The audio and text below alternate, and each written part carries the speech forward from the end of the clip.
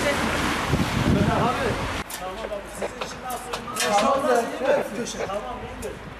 O zaman hemen şarjlı Hemen şarjlı odur orada. Makamın. Evet, Halil abiden.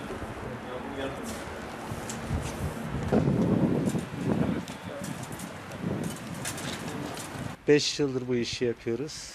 İlk kez yani bu Osmanlıca yazısını arkadaşlar bize teklif etti. Biz de gururla yapıp getirip taktık. Türkçe olarak yani.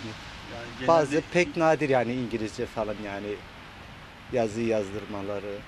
Yani Osmanlıca ilk kez yani. Bunu ilk kez yapıyoruz.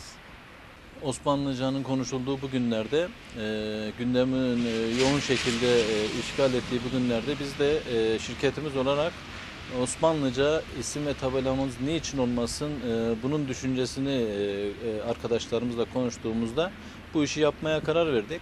Etrafımıza baktığımız zaman Türkçe veya bizim örf adetlerimizle ilgili olmayan bütün tabelalarda Çince, Japonca, Almanca, İngilizce bilebildiğiniz tüm dillerde tabela ve reklamları görüyoruz. Biz de buna milletin görüşüne tekrar geri dönmek için Osmanlıca tabela yazmaya şirket elemanlarımızla ve şirket mensuplarımızla beraber karar verdik. Böyle bir hayırlı hizmetin içerisinde olduk. İşte ise vatandaşlarımıza bir farkındalık yaratmak adına böyle bir çalışmada bulunalım dedik ve bu amacımızı gerçekleştirdik. Şirketimizin ismini gördüğünüz gibi Osmanlıca yazıp vatandaşımıza sunduk.